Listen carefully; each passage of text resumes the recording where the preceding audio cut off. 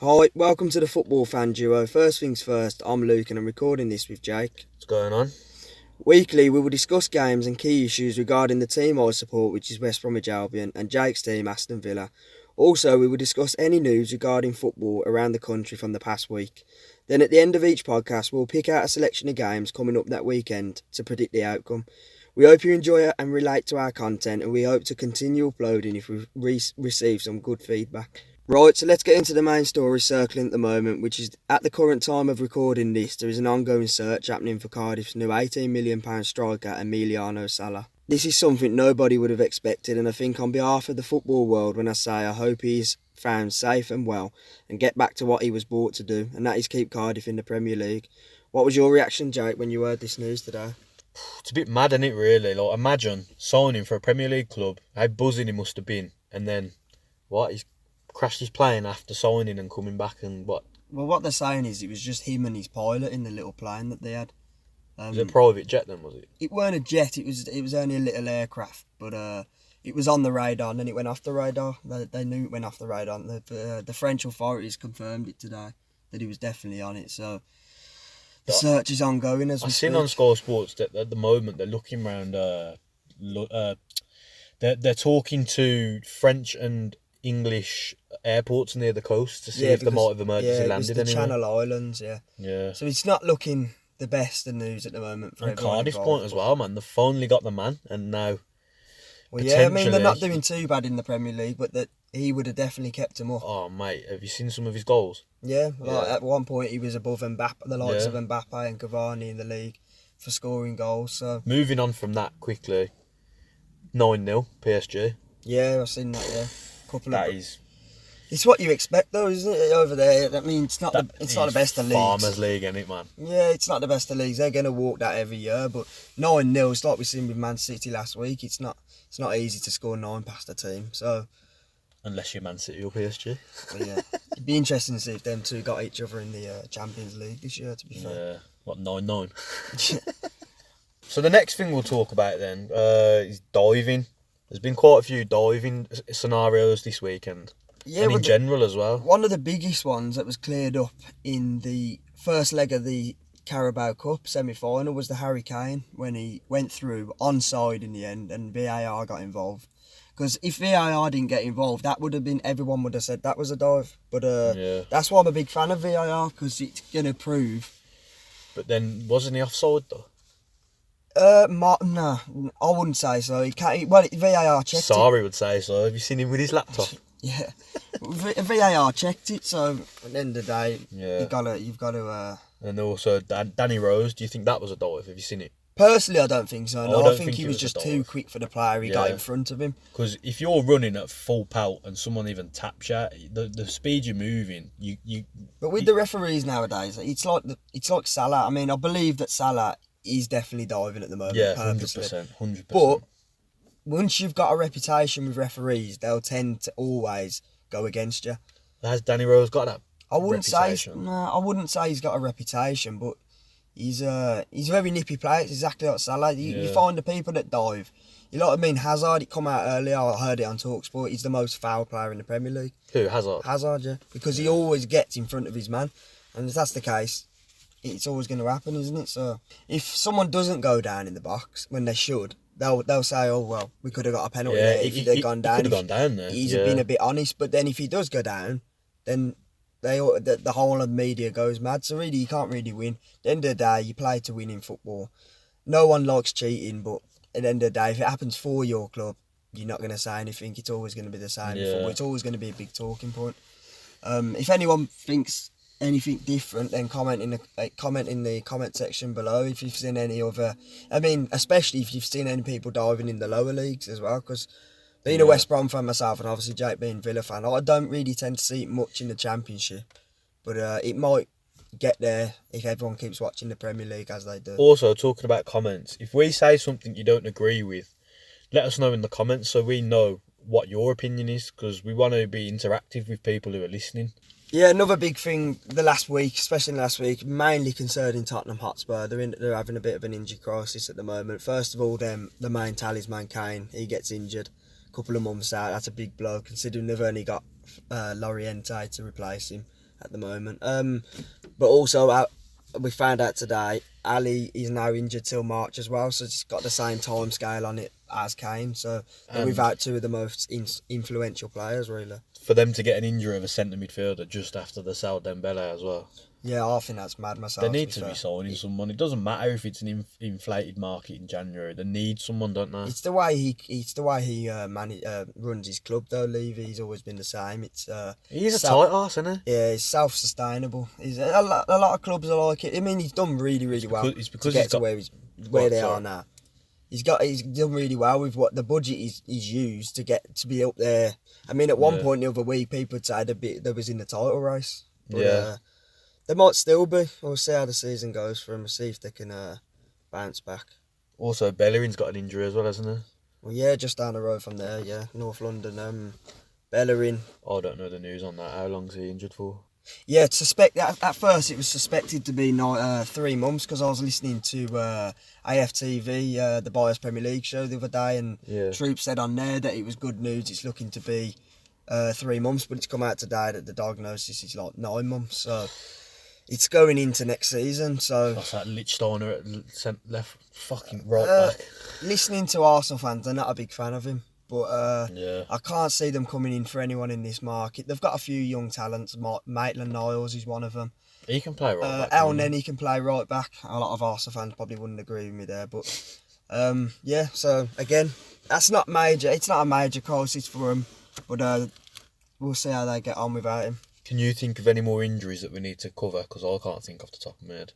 Speaking about injuries, Benjamin Mendy, he's coming back. Is it? Yeah, tomorrow night they've got Burton in the cup. Obviously they're 9-0 up. Pep's come out today and said that he's going to play him. Well, he's going to be in the squad, so that's. Dal's been playing quite well recently in left back, though, hasn't he? Yeah, they've had Laporte there, Danilo. I mean, if you look at their squad, it's ridiculous. They've got loads of people to play there. I don't know they could play anyone there, but yeah, they got him back, so that's really good news for Pep Guardiola and his team. In other news, apart from injury stuff. Well, not news, but we're going to talk about some of the stuff that happened over the weekend that was quite funny or interesting that people won't want to hear about. Like Wolves getting the manager sent off in the last minute. You've been a Baggies fan. What do you think of that? But he's been fined £8,000 for it. I mean, has he? Yeah. At the end of the day, I mean, Wolves fans, they've got to love the passion that the bloke's got. I mean, you look at in the same game, you look at on the opposite side, you got Claude Powell. He doesn't have passion about him. He just stands on the touchline. A lot of Leicester fans are picking up on that. At least with Nuno, they've got someone that really wants to take them places. I mean, they're doing well. They're ticking over this year, but let's see if they can sustain it for a good number of years, like West Brom did, obviously. Another thing I want to talk about is Speroni. How old's Speroni right now? He's 40, I think he's 41? Just turned 40. He's probably the oldest player, yeah. And he's their third choice goalkeeper. That's pretty unlucky to have two. I mean, he's been a great servant to him though. I mean, the fans love him. Obviously, not after Saturday. So it was a game that they weren't expecting to get anything out of.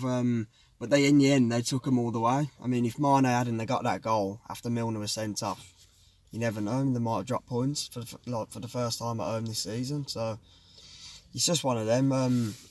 Was Milner one of them players that has never been sent off in his career? No, but an interesting stat from that game was Moss, the referee. Yeah. He was. Oh, I've seen this. He was his school PE coach. How mad's that, man? Yeah, and he sent him off. Imagine Milner being a little bastard and he's just fucking. He's like, yeah, you don't tend to ever see Milner diving in the way he did, but at the end of the day, it's Zaha, and you know what to expect with him. He's exactly like Hazard. He's going to get cards out of players. Yeah. But yeah, it'd be a big miss for him. I mean, it's only been one game ban, but it'd be a big miss for Liverpool, Milner, because he's been very good this season. Another thing I want to talk about. Have you seen the Newcastle centre-back's goal when he ran from the halfway line? Yeah, I don't really know a lot about him, really. He's sharp, but... he scored 2, didn't he? Yeah, he's burst on the scene this year for Newcastle. But how can you let a centre-back go past your whole team? Or a right-back if it's Alan Hutton. But he is messy, so it's alright. Well, I was just about to say that, yeah, Alan Hutton did it against Birmingham City, didn't he? So, you don't expect that from a Neil Warnock side. He probably got right into his players after the full-time whistle. He's probably fucking proper ripped into them, didn't he? Yeah, I'd say so. Whoever they've got coming up next, can imagine they'll put up more of a fight. Yeah. Another thing, have you seen Andy Carroll's miss?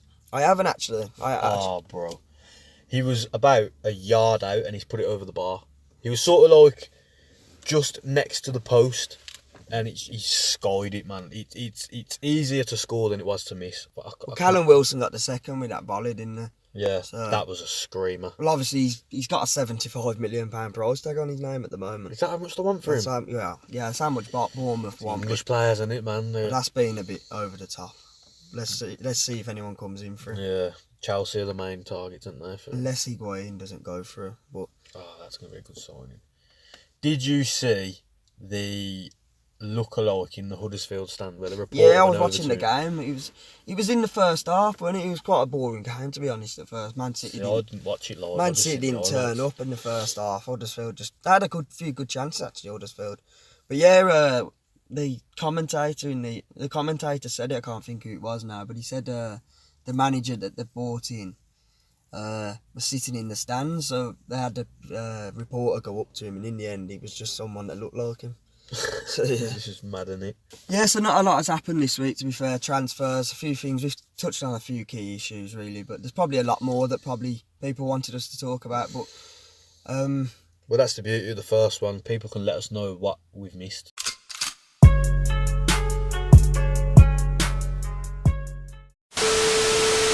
Yeah, so moving on now, I'm going to speak a little bit about what I believe going on at West Brom at the moment, where I think they're going to end up and how they're playing. I think last night's performance against Bolton, it doesn't at one stage of the game you wouldn't have knew who was actually fighting off relegation. It was a really scrappy game, but at the end of the day, to get promoted you need to win them games. They are the type of team that will sit back and they will try and frustrate you, but we come through it with a clean sheet, which doesn't really happen this season with us, to be honest. I think that's probably only our second or third clean sheet that I can think of at the top of my head. I don't really know whose fault that's down to be fair. I think it's the fact that we just play so open. We can't. I mean, Sam Johnson's been steady this year. The back four's looking steady now. I think the change of tactics Darren Moore did early on in the season has helped. But you can always count on a team scoring against us. But at the moment, we've just got to hope we outscore them. Probably one of the biggest things that's happened recently is obviously Harvey Barnes has gone back to Leicester. I mean, to see him score at Molineux the weekend and slide in front of the fans was absolutely brilliant. I mean, that's enough for Baggies fans. I mean, that's brilliant. I mean, we'd have loved for him to have stayed, obviously, but we can't be bitter about it. We've got to just thank him for the time he gave us. At the end of the day, he gave us 9 goals, 7 assists. So yeah, he was a vital part of our team. But yeah, I hope to see him do well at Leicester. Hopefully, as we stand halfway through January, we may replace him. Judging by the rumours and that at the moment, I can't really see who's going to be available to do that. But yeah, we move on. We've got an FA Cup game the weekend, and then we've got a really tough month next month. It'll be the month that makes or breaks us. So hopefully we can get back up there and join Wolves in where we belong, basically. Yeah. Who you got this weekend? We've got Brighton away in the Cup. I'd like to see the kids out, really. I don't really want to see if we can win with the kids, then that'd be great. But I don't want to see us lose, but at the same time, I don't want to see key players out there getting injured, because that's what always seems to happen at this stage of the season. So yeah, we'll see how we get on then. And I reckon, to be fair, it's gonna be close. I can't really say we're gonna go up. I don't really want to say we're not. But I don't really want a playoff run, but we're just got to try and get one of them top 2 spots.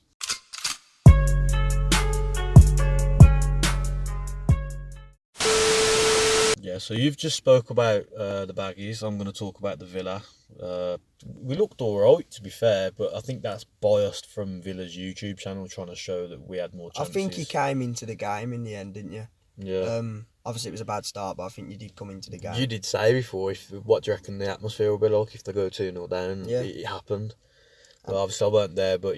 By the sounds of it, though, I think you got behind them and they responded. You just couldn't get that crucial late goal. On final score, they said when they went through the half-times, they're saying, there's boos ringing around Villa Park at half-time. There's going to be, at the end of the day. The fans are getting a bit frustrated now, including yourself. So. Yeah. This weekend, we've got Ipswich. I think the last few games we've said it's a must-win, we need to stay up. But this one, if any of them are this is a must-win. The form they've got away, I actually noted it down earlier. They have lost their last. Was it at Villa Park? Is it this one? Yeah, it's at Villa, and they've got. Hold on, they've failed to score away from home in 5 games in a row, losing all 5. See, I've done this before. I've done it with my own bets. I've looked at stats and stuff, and you can bet anything that they'll go 1-0 up at Villa Park. I do expect Villa to win the game. Yeah. But you just know they're bound to score.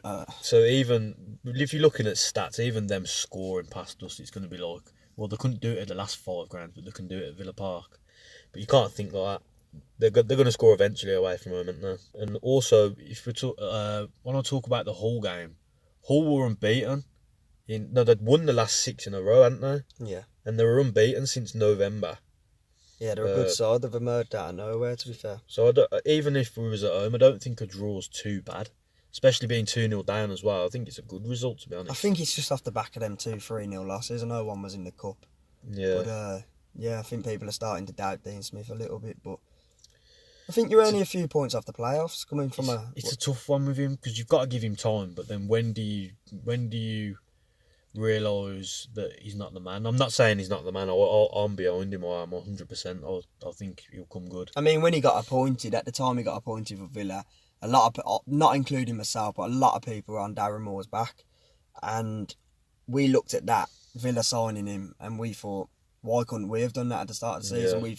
I mean, everyone thinks he's a top-class manager, but I think he'll come good. He'll get it right. Also, another thing is a lot of people, Villa fans, wanted Henry, didn't they? They didn't even get the man they wanted. Well, you look at what he's doing with Monaco at the moment, I think it's a blessing in disguise, but you just never know. I'll hold my hands up and say I wanted Henry because I wanted... I seen him on... What was it? I seen him on one of the football channels when he was talking about Guardiola's tactics and what he's learnt off him. And the way Barca used to play when he was there, and I just thought, he looks like he knows. I mean, arguably, you'd be able to say at the moment, Monaco have got a lot better players than Villa quality-wise in the likes of Falcao and Jovetic. Yeah. And he can't get it right with them. So there you go. Exactly. So hopefully we can get back to winning ways this weekend. Ipswich at home should be a win. Needs to be a win.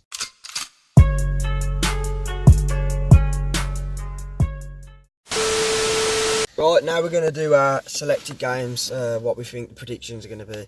Yep. This is FA Cup coming up this weekend, so we've just picked out basically the Premier League involvement.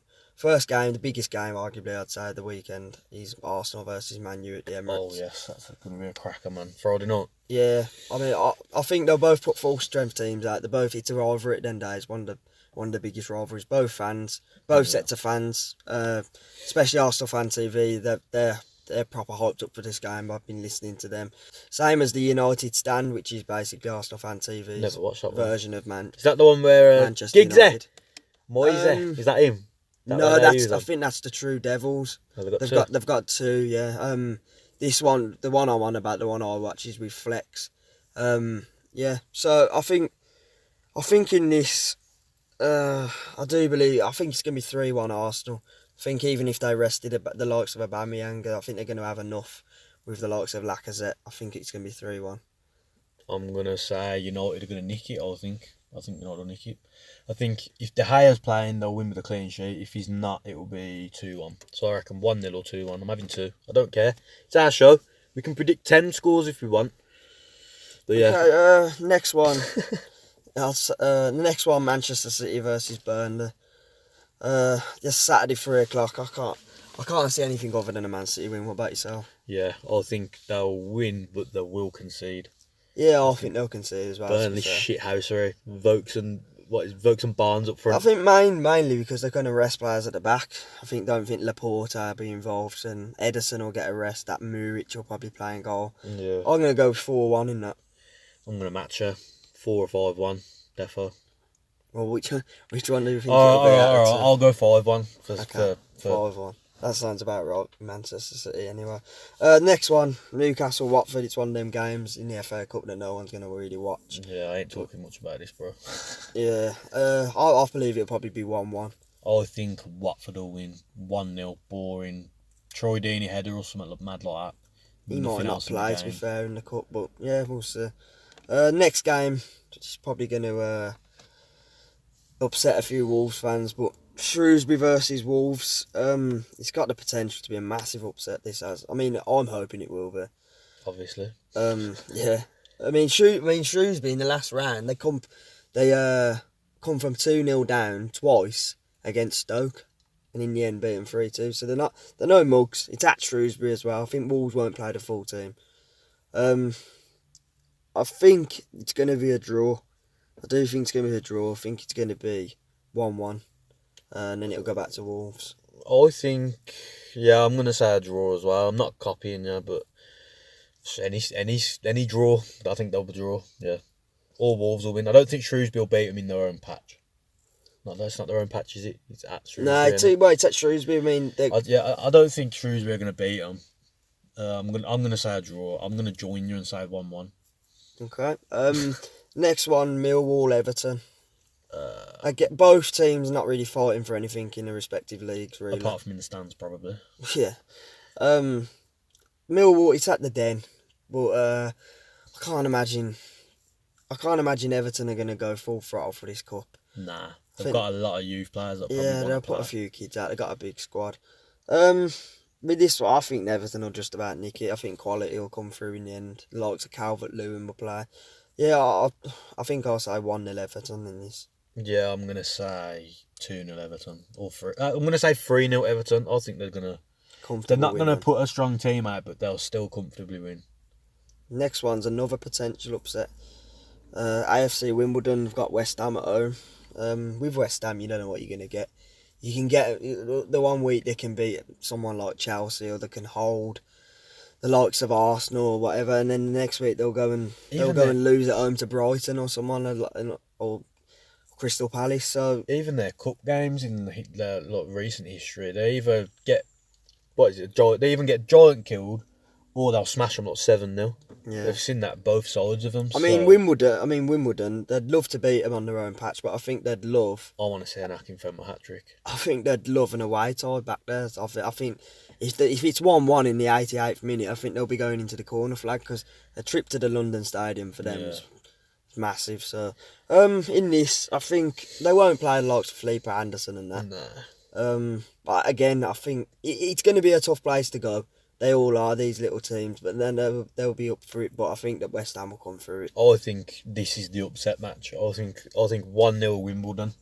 That's what I'm going with. I can't come away. I can't see anything other than West Ham scoring. So wow. I'm going to go 2-0. I'm going to go 2-0 to West Ham. Next one, I don't even know what kind of team Tottenham can put out, but it's Crystal Palace at home to Tottenham. I really do fancy Palace in this. Talking about one upset, I think Palace as well. I mean, I wouldn't really say it's an upset. Palace. They're both Premier League, aren't they? Both Premier League. Palace have been mainstays in the Premier League for quite a long time now. Because of how small Spurs squad is, they're going to have to play some proper, next to nothing players, aren't they? Yeah, they're going to have to play one of the near enough a main team. They don't want more injuries. Fucking imagine. Yeah, I mean, but I think they've got no choice. They haven't really got the big enough squad to rest the likes of Davidson Sanchez and Ericsson, and I expect them to be on the bench, the big players. But in this, I really do fancy Palace. I do think that they're going to win the game 2-1. I mean, it probably wouldn't. Tottenham need a trophy. All the fans will agree, but I think this is probably the least of the trophies that they are still in the running for this season. So, yeah. I'm going to say 1-0 Palace, and I'm going to say Bentek is going to score a header because he's just back from injury. Yeah, he's started playing again. Yeah. The next game is Chelsea at home to Sheffield Wednesday. Sheffield Wednesday, I can't really speak much for them in the league this season. I remember when we played them, West Brom played them the other week at the Hawthorns. They're a bit of a rugged side to get past. They'll sit back, but Chelsea will put all the youngsters out. I think they'll comfortably come through this game.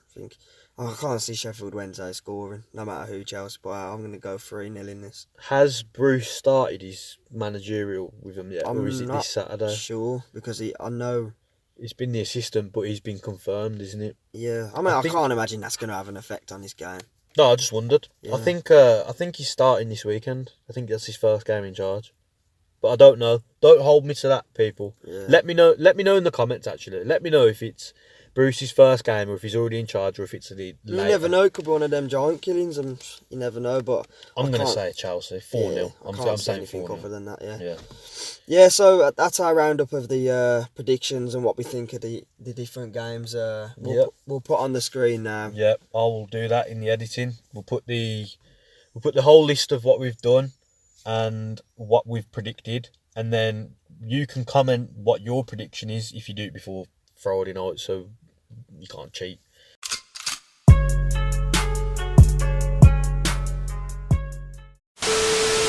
I'm going to read you through why I've picked them bets as well, because I've done some research this week as to who's in good form, who's in bad form. So I'm going to jump straight into that now. Sorry to interrupt you. No worries. I've had Villa to beat Ipswich.